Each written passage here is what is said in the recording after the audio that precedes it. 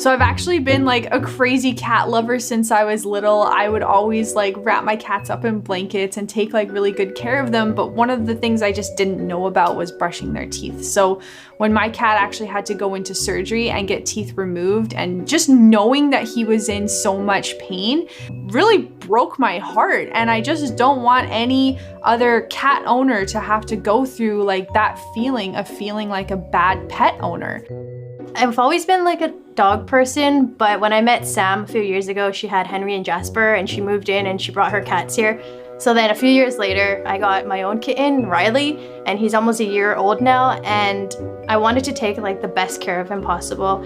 So I wanted to start brushing his teeth. When I went online on Amazon and all these other websites, the toothbrushes were way too big for the cat's mouth. I started looking for a cat toothbrush and I just wasn't happy with any of the products that I was finding. If you don't have the right tools to actually like keep your cat healthy and safe, that's gonna be a problem over time, which is why I decided to just make our own.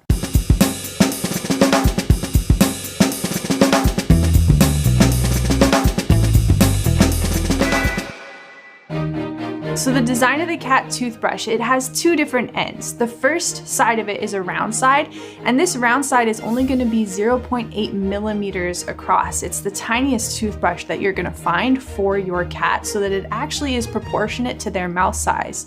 On the other end of the toothbrush, you'll find the pick, and that's the tool that you can use to pick food out of the back teeth. Being able to have it on one tool itself going to be a lot easier than when you're holding the cat in your hand than having to pick up another tool while the cat's like struggling to get out. You'll also notice that there's curves in our toothbrush, and this is very intentional. It's actually the average length from the cat's back teeth to the front. Behind cats' front teeth, they actually have a bundle of nerves. Now the issue is when you're brushing cats' teeth with the traditional toothbrush, this actually causes a lot of pain.